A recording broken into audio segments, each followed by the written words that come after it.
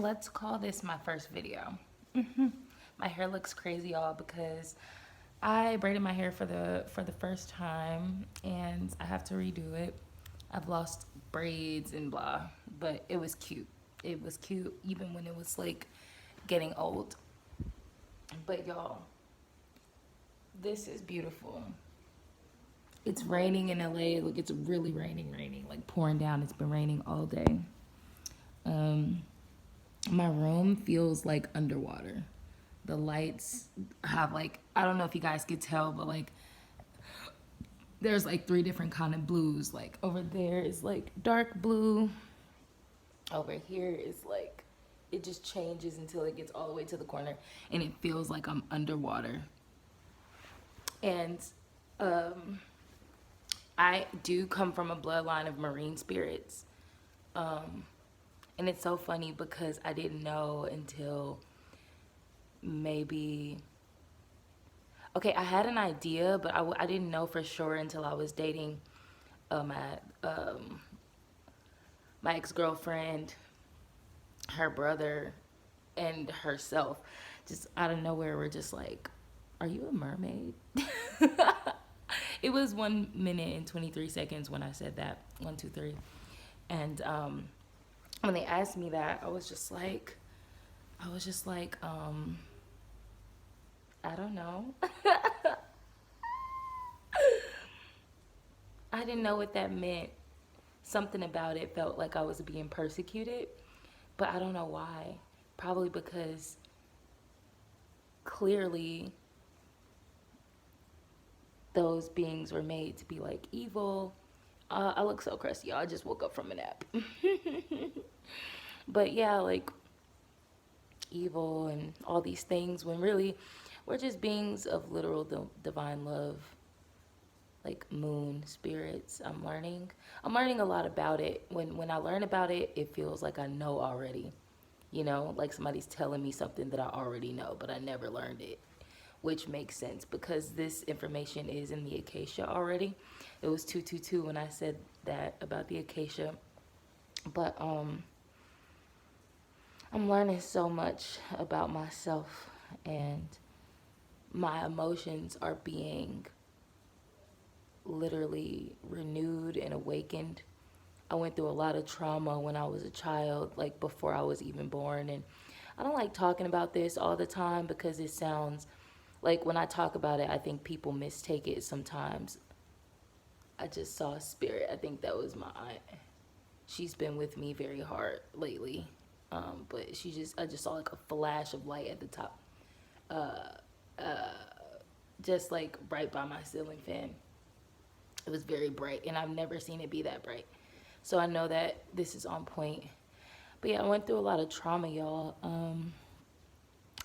before I was even born. And I'm gonna, like, I don't know, I'm gonna just let God channel through me because this is very sensitive and touchy for me because you'll see why once I tell you. But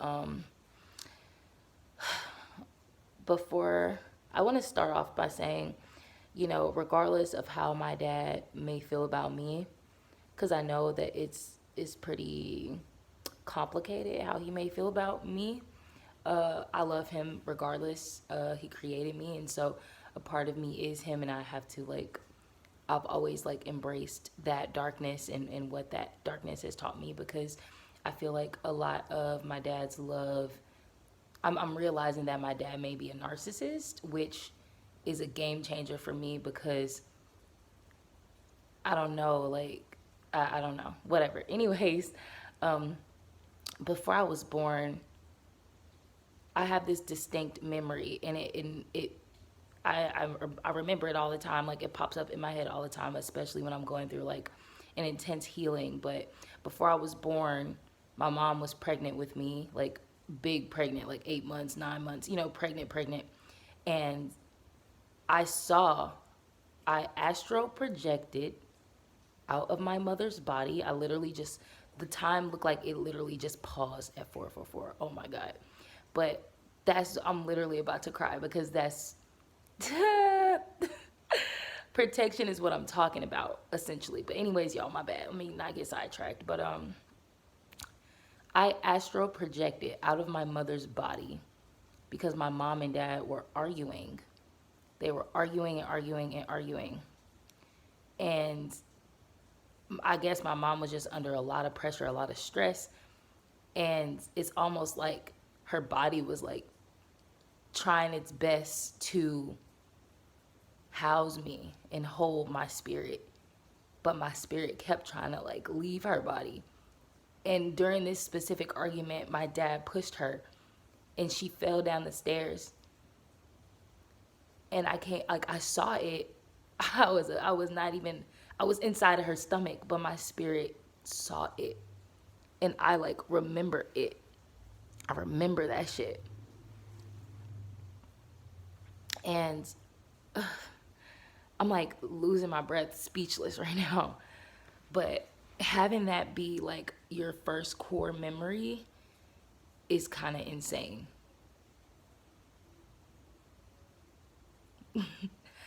And I tell people this all the time, and I don't know if they believe me, but when I'm comfortable enough to talk to people and I tell them shit about myself and we're like talking about deep shit, like I tell them all the time, like there's so many forces that were trying to like take me out before I got here. Like my whole life I've been almost dead as fuck. Like my mom said I would just randomly fall out of the bed and like hit my head really hard and I would almost drown and almost choke. It's like it was just the most random shit. In my whole life I've had a lot of like near death experiences and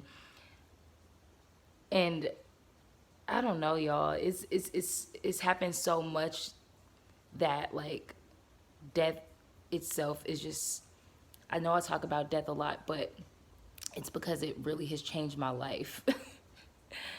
And almost to a point where like it's hard to explain, but that's not even the point of this video. The point of the video is to express the fact that I don't think my father loves me. I think he feels responsible for me because he birthed me, and I feel like that brings him a lot of regret maybe and sadness. I don't know how he feels. He doesn't talk about stuff when I talk to him about, like when I try to ask him things. Sometimes he just gets really triggered and then he'll just shut down, or he'll say really hurtful things to me. Like once my dad even wished that I was dead. He told me and my brother like we should just like die, like basically leave him alone.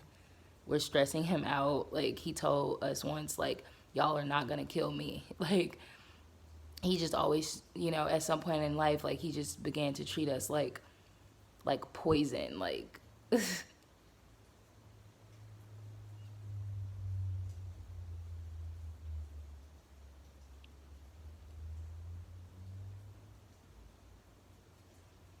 I don't know what to do with that. I just look at it like, you know what?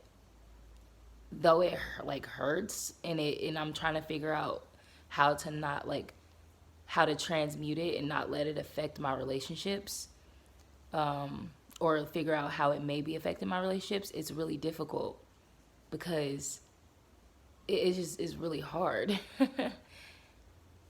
I don't even know what love really feels like, I think, like to receive it, because like I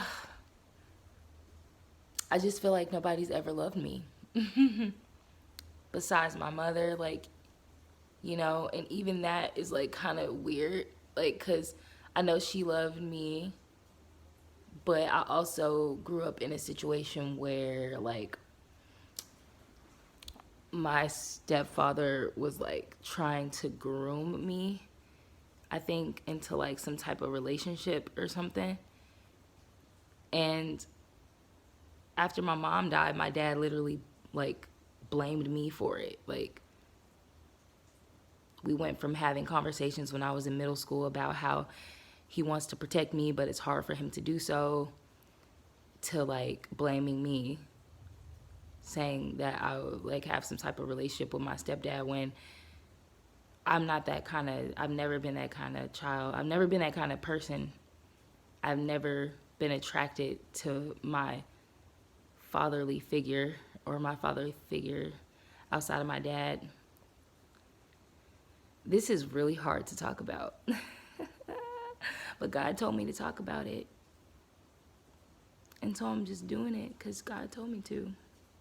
And I think I'm really triggered because I was hanging out with someone.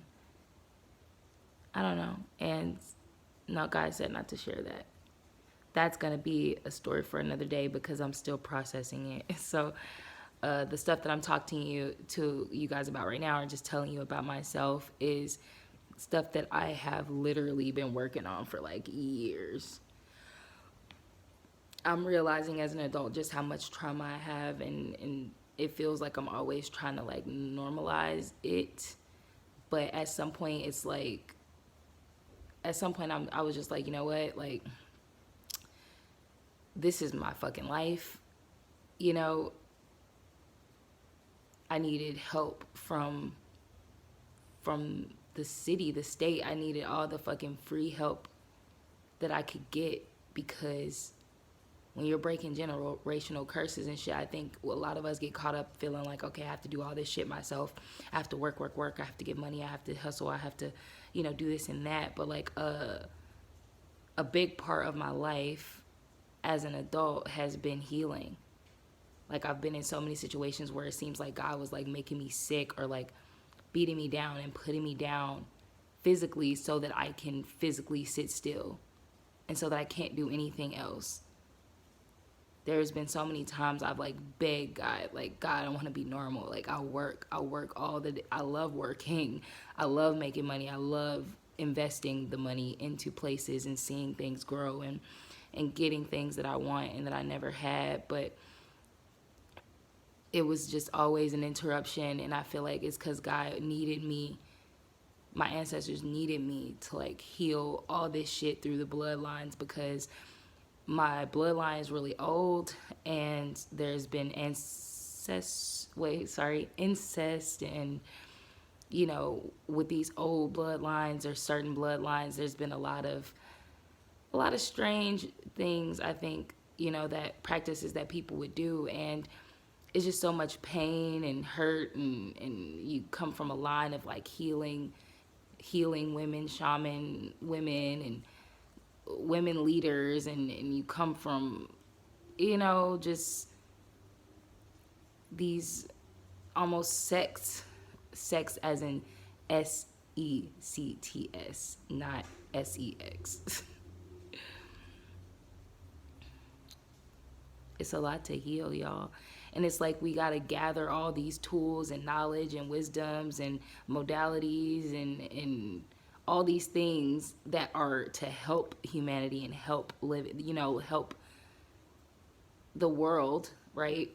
But until we, it's like a certain level of healing has to be done, and then along that healing journey, you can still help people. You just have to be willing to just follow your instinct, I think, when God is like, okay, share this, share that, don't share this. So, I mean, all the help won't look like talking about fucking trauma. It'll just be me talking to y'all about how I'm moving through it, I guess. With this thing that I'm talking to you guys about, it comes in waves. It's always, it's a process to fucking process this shit. I had a fucking dream a couple days ago, or like a week ago, or I don't know, a couple weeks ago, I don't know.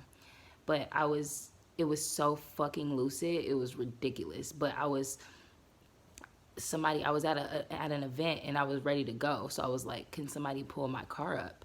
So like the valet or somebody pulls my car up, and somebody was in the driver's seat already. So I'm like, what the fuck? Who's in the driver's seat of my car? Like, I was expecting to drive. And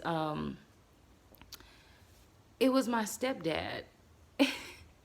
And I was like, what the fuck? I'm not getting in that car. But then God was like, no, get in the car, but switch seats. And I was like, okay. So I was like, yeah, you guys to like switch seats with me. And the dream is very indicative of, I think, just how my trauma was leading my life way more than I thought it was leading my life. As far as like love relationships go, you know, all relationships, connections, things like that. Um, this is so interesting.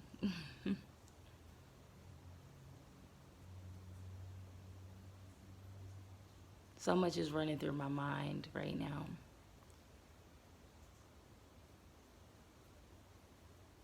As I'm sharing this. But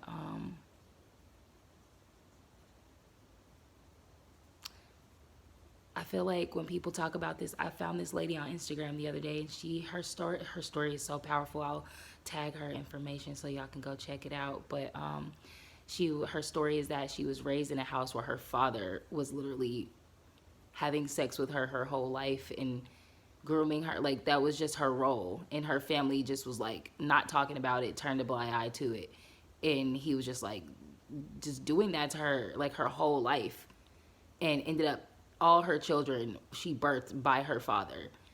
And when she was a certain age, she finally got away from her father and her family, and the first things that popped into my mind were just like shame or something. It was the strangest feeling I ever felt. But when it was just, okay, she was just basically like, okay,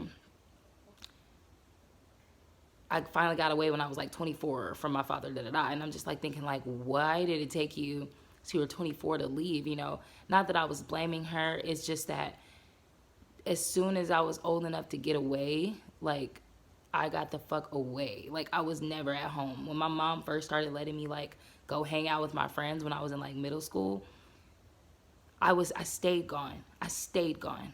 Stayed gone. And people thought, oh, you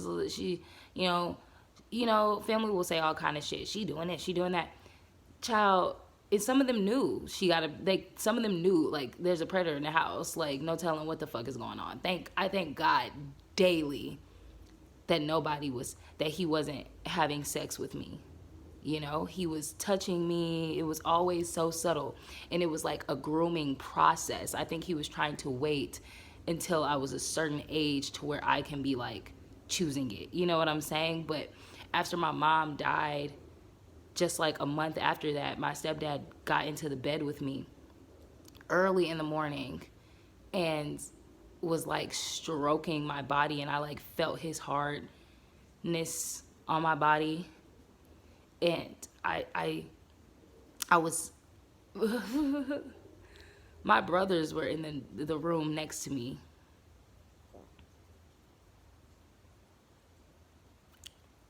and I text my friend at the time, Brianna, or I thought I texted my friend Brianna, and I accidentally text my cousin Brianna, and she was just like, you know what, like, I'm gonna tell the family this because you need help.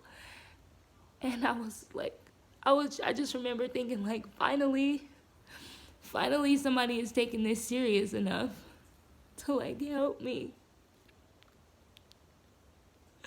Because after my mother died, like, I felt so alone. I felt so fucking alone. And I was scared because I was just like, okay, how the fuck am I gonna provide for myself? Cause like, I felt like I could. I had got my first job. Like, not my first job, but like my first real legal job. You know, cause I was working since I was 14. Like, I had a worker's permit. And I was doing these little programs where they would pay you, but it was never like a real job. But anyways, I got my first real job. Like, I was already applying for it when my mother was alive, but when she died is when I started the job. Anyways, it was at Six Flags, and I would work, double shifts. It's like my brain was just turned off. It felt like my brain was just turned off. Like, it just wasn't working. My brain and my heart, I just felt like a robot. And I was like that for years.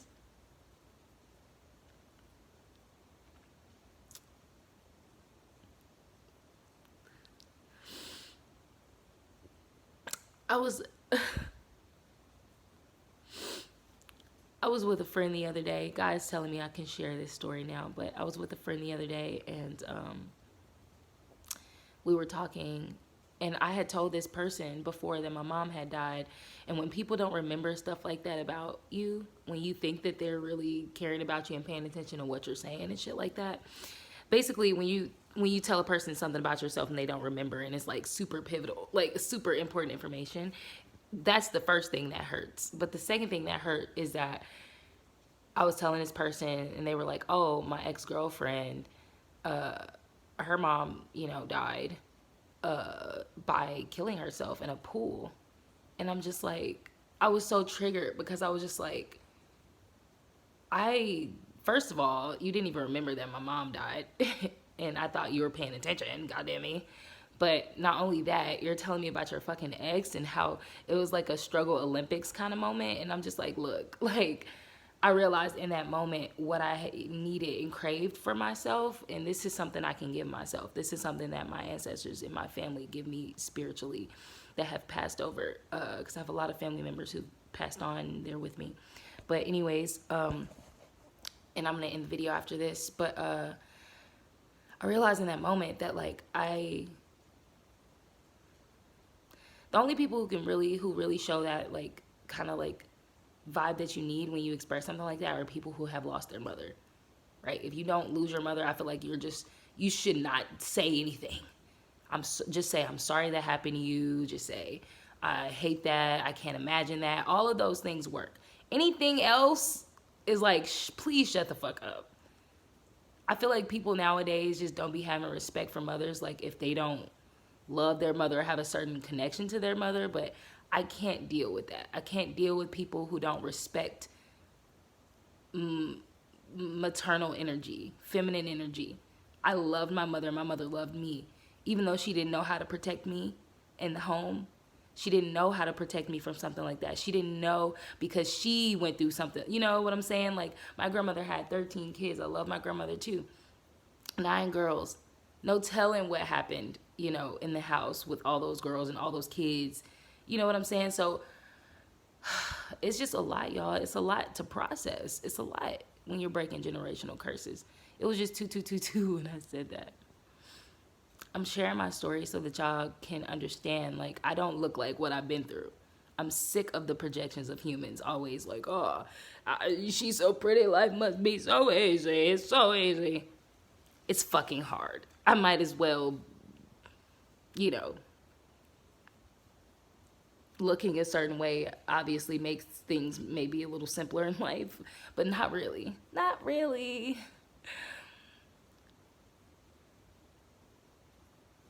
I don't have any family to call on, to reach out to. I constantly have to think about the fact that nobody was ever really protecting me. I meant to share the fact that when my stepfather climbed into bed with me after my fucking mom died, and I told my cousin told the family, like, basically shit popped off immediately. Like, they told me, go to school and we're literally going to send the police to the house. Like, that's literally how the whole thing went down. I went to school. First period, I had to go right back home because they were getting him out of the house with the police. And it was so embarrassing. It was crazy. All the neighbors were looking. My brothers were like, they pretty much told me, like, we don't believe you.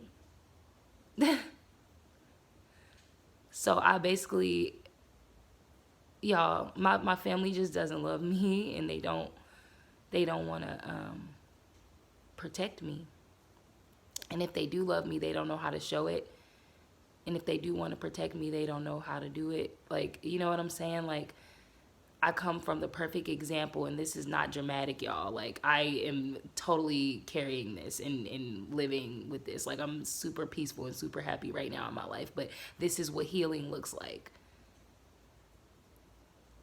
I have never truly been loved and protected the way that I needed to be. Except my mom was doing her best, and at her best, she was just amazing.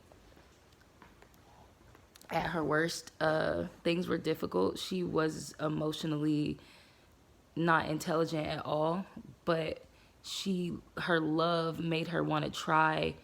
Her love just made her say what the fuck was on her mind, and that's how I've come to be. It's like, even though I don't know what I'm doing, I'm gonna communicate until we figure this out.